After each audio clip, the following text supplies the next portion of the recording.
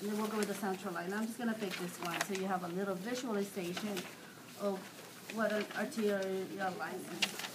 Anybody heard of arterial line? Mm-hmm. Yes? Mm-hmm. So pretend this is actually cap, okay? And this is not how we do it in, so basically it's like this. It's usually in the radial. You guys have an Allen says, if you have the privilege of actually assisting, and one thing is we need to lock our bed. Okay? I just felt that.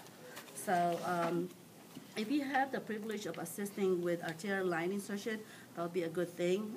Basically, Allen's test, I know you probably have heard that, if not first semester, second semester, when they test your arterial to make sure that you have blood flow. Because when we put it in the radial, we want to make sure that our ulnar artery is functioning. Otherwise, we're not going to have perfusion, right? Mm-hmm. So they do an Allen's test to make sure. And then they will release one to make sure that it's actually you have perfusion. So basically, this is how you will see it. There's a catheter that inserted into your artery, radial artery. And you will see it because it's right there on the red. This, maybe I will. I know she's going to go over this one, but I think for you guys to understand, this is, here you go, this is our monitor. Okay, so that's a monitor. It's actually like this. All the same color, standardization is very important. So this one is your rhythm. You always want to monitor on 2 leads, usually 2 and B leads. This is your arterial line. This is your waveform. It gives you actually arterial blood pressure. So you have a continuous blood pressure monitoring. This is your CBP, ICP on top later, and this is your SpO2, and this is your respiration. So this is what we're looking at, okay?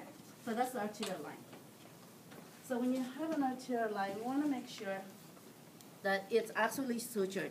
Because can you imagine if this thing gets disconnected, and you're aware, arterial, and what happened with arterial? Bleeding. Comes blood, and it actually, it has pressure, right? So you will see. So that's one thing, make sure everything is, connected. It's just a little longer than this, but anyways, it's like that. Sometimes it wraps around here, sometimes this way. So that, and it's dressed. Hopefully, it's you can transparent, you can see it. But this is how it is. During your shift, and this is something is you need to be able to actually make sure that you. I'm just gonna put this in this ball. And why don't we do continuous monitoring of your blood pressure? Hemodynamically. Think critical. Well, the cuff is only every couple minutes or so. There could be a quick change. Okay, yeah. If you need a continuous, let's say if you have a medication like epi, somebody said, oh, I want an epi shot.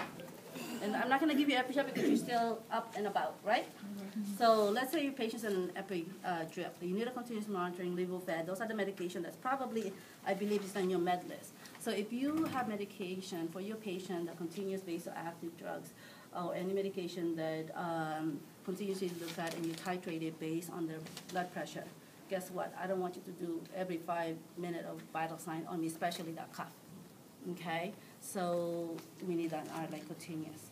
And again, the way we set it up, because if it's lower or higher, the way you set up your transducer, it's going to make a difference of what that number is.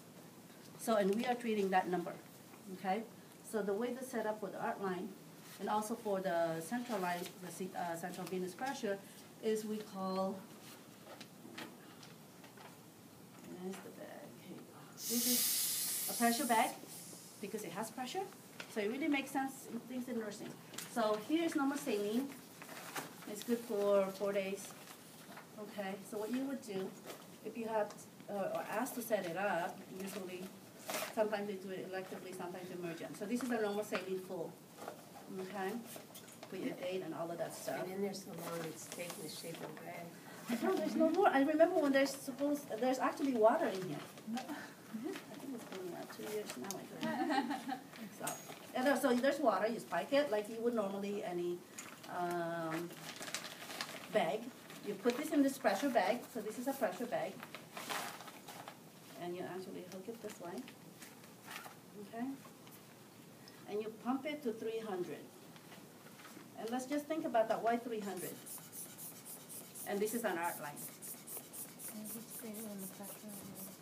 Why not 100? 200? why the Since match their is blood 300 or pressure might be more. Huh? higher. Huh? Maybe their blood pressure might be higher. Bingo. Okay. That's right. Because if this is lower than that, what's going to happen?